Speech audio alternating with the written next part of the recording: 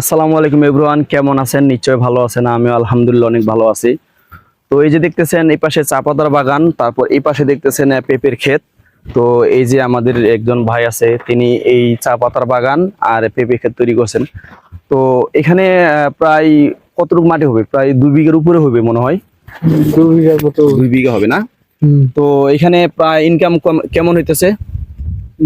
রাউন্ডে 50,000 হয়। 50 মাসে 50,000 টাকা ইনকাম হয় না? হুম।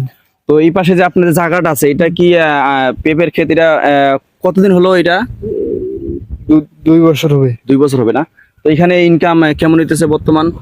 ইনকাম দেখতেছেন যে গাছ মোটামুটি normal ভালো হবে না? হয়েছে।